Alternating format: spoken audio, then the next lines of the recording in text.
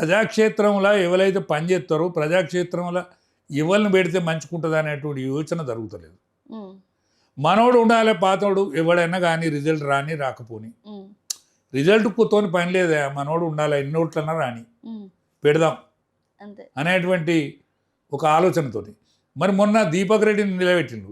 దీపక్ రెడ్డి మనోడు కాదు, తెలుగుదేశం పార్టీ నుంచి వచ్చినోడు. తెలుగుదేశం పార్టీ నుంచి వచ్చినోడు. నేను సోషల్ మీడియా ద్వారా అనేక మీడియాల ద్వారా నేను చెప్పిన, దత్తాత్రేయ బిడ్డకి ఇవ్వండి, దత్తాత్రేయ బిడ్డకి ఇవ్వండి, ఆమె అలైబలై నాయకురాలు.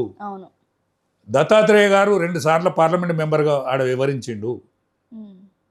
విద్యాసాగర్ రావు లాంటి మాజీ గవర్నర్లు ఉన్నారు, వాళ్ళందరూ కష్టపడి పనిచేస్తారు అని చెప్తే వాళ్ళు ఇల్లే.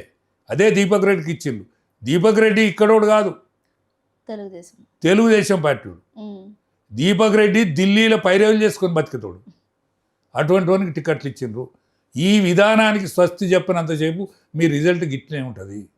చెప్పారా మీరు? అలానే మీడియా ద్వారా చెప్పిన. మీడియా ద్వారా నాకు ఎవరు కలవరు కదా, వాళ్ళు ఎవరు కలవరు. బీజేపీలోనే ఉన్నారు అమ్మ, నేను బీజేపీలో ఉన్నా, కానీ బీజేపీ తప్పు చేస్తే నాకు గీ వయసుకి బీజేపీ తప్పు చేస్తే నేను నెత్తిమీద వేసుకొని తిరగాల్సిన అవసరం నాకు లేదు. నేనేం కోరుకుంటలేను, బీజేపీ విజయం కోరుకుంటాను. నేను బీజేపీ పార్టీ నాకు ఏమైనా పదవి అని కోరుకుంటలేను. నాకు ఆఫీస్ బేరర్ ఇవ్వాల్సిన అవసరం లేదు. నేను ఆ స్థాయి కంటే ఎక్కువ దాటిపోయినా ప్రజలల్లో. నాకు రోజు ఒక 100 ఫోన్లు వస్తాయి.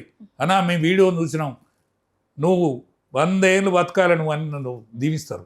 అది చాలు, నాకు ఇంకేం అక్కర్లేదు. కానీ ఈ పార్టీ బాగుపడాలి, ఒకసారి ముఖ్యమంత్రిని చూసిపోవాలన్నది ఈ భూమి మీదకి వెళ్ళి.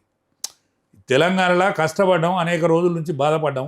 కాబట్టి ఒకసారి తెలంగాణలో బీజేపీ ప్రభుత్వాన్ని చూడాలనేటువంటి ఆకాంక్ష తప్ప నాకు ఇంకేం లేదు.